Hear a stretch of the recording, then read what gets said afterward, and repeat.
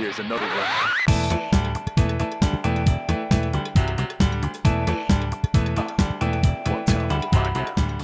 Persona 4 Dancing All Night.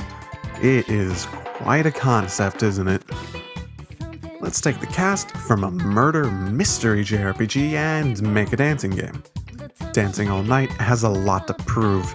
From the very outset, it appears to be like a bit of a cash grab by throwing known entities into a random genre and hoping it works out well enough to sell units to Persona fans and rhythm game fans alike. Today, I start my Persona 4 Dancing All Night review series. The series will tackle the game's gameplay, presentation, and story as they are presented in the chapter-by-chapter basis to give an in-depth critique on the newest Persona entry to hit the Western Hemisphere. It is important to note that this review series is not a supplement for the game itself, but it does amount to a spoiler talk style discussion where I do speak of the story and focus on my impressions and opinions of it. This will span across the scope of the story like I did with my Life is Strange informal review series. And as with most stories, it's more fun not to be spoiled. Most people prefer that. And a short video covering hours of content will never be the same as playing through it yourself, so if you don't fear the spoilers, feel free to proceed without caution.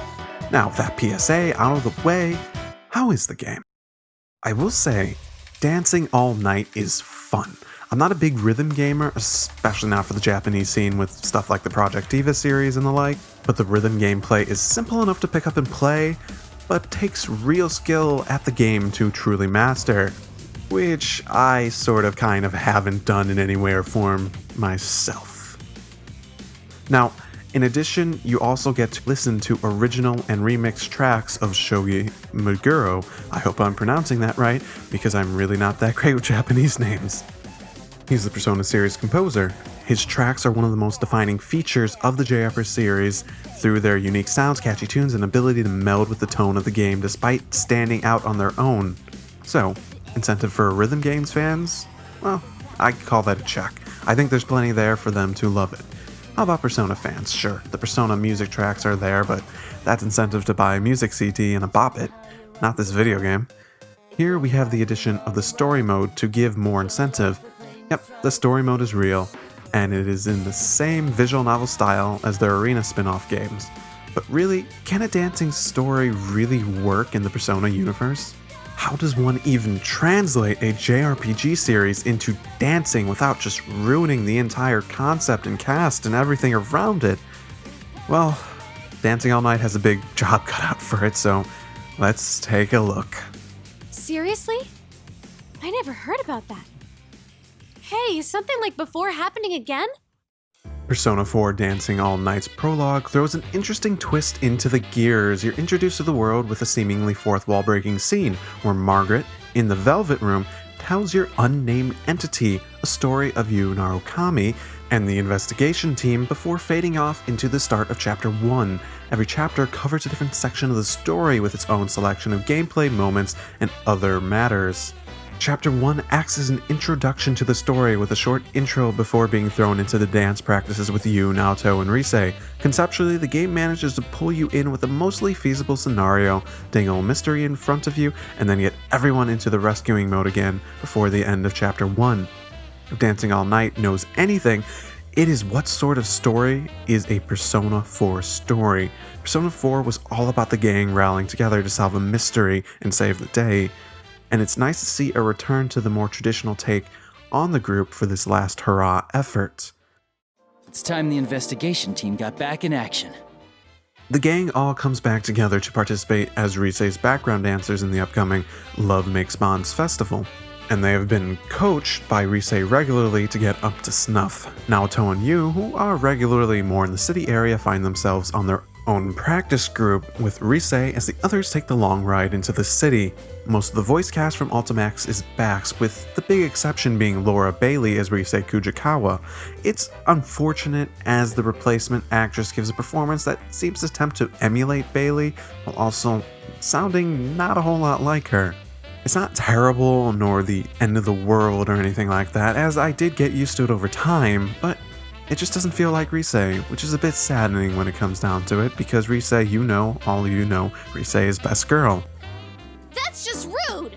Love Makes Bonds or the LMB Festival is not a solo show. Rise is a highlight performer as she makes her comeback performances, but the star-studded lineup also includes the big new idol group Kanamin Kitchen, with its namesake Kanamin, also known as Konami, which is the best way to pronounce her name, by the way. For those of you who recall Rise's social link for Persona 4, Konami was Rise's junior, who started to make it as she was out of the business. The chapter continues by introducing the characters. Seemingly consisting of a cast of tropes, you have Kanamin Kitchen with Tanami, Nozomi, Momoe, and Sumomo, all accompanying the surprisingly shy Konami at the stage every performance. At the same time, a new rumor starts popping up describing an idol that committed suicide appearing on the LMB Festival's website at midnight only to send people into comas. Yeah, there's a bit of a contrasting set of tones defining this game this time around, which is actually a great sign, as one of the things Persona 4 did best was its ability to mix and match the dark and light-hearted tones to great effect. Soon enough, the elements begin to converge as the extended members of Kanamin Kitchen go missing, and the present members of the investigation crew look into the rumor only to be dragged into this new mysterious world, the Midnight Stage. And here's really where the big question happens. Does it work? Does the very concept of the Midnight Stage work in this world? As you might imagine, the Midnight Stage is a new pocket dimension of shadows like the Midnight Channel, I know, original name. I mean, it's gonna be our dancing that beats him this time around, right? Oh, right, yeah. It's a place that, as wonderfully explained by the mysterious voice within, wants to bond with you. With an oppressive force stopping any violence in the world, an ominous song travels through the region from shadows tied by a ribbon that they want you to bond with. The ribbon bonds you to the seeming hive mind, with a song to placate you by overwhelming your will with the hive mind's feelings.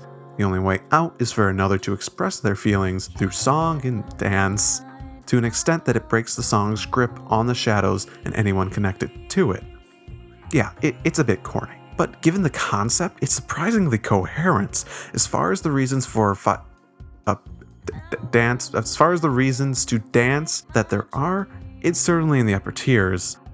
It's all a bit easier to take in if you realize what this game really is: a victory lap. It is Persona 4's last big hurrah before being overshadowed by its new little brother next year. In the light of it all, it's a great concept for sitting down and just having some fun with the cast one last time. Well, last time for a while.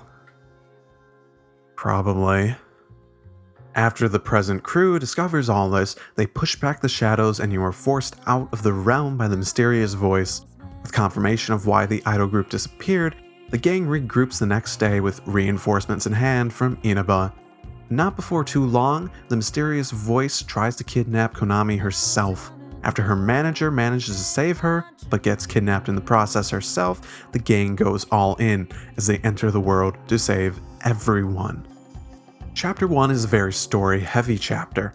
Info dumps abound as the scenario and phenomenon are set up with only a few instances of actual dancing coming up, and most of those are tutorials. The game is presented through visual novel style and doesn't really throw any curveballs when it comes to how it wants to tell its story.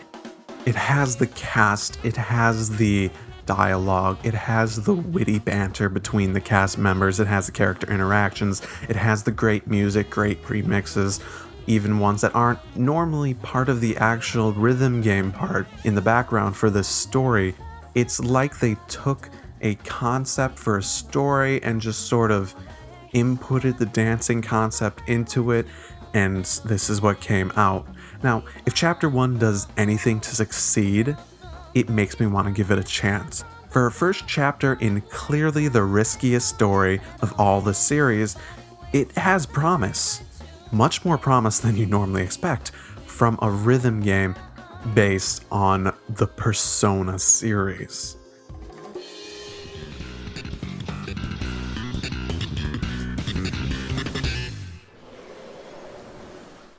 Oh, and did I mention Miss Achimizu? Oh, yeah, she's a bit of a bitch. I feel a redemption arc coming.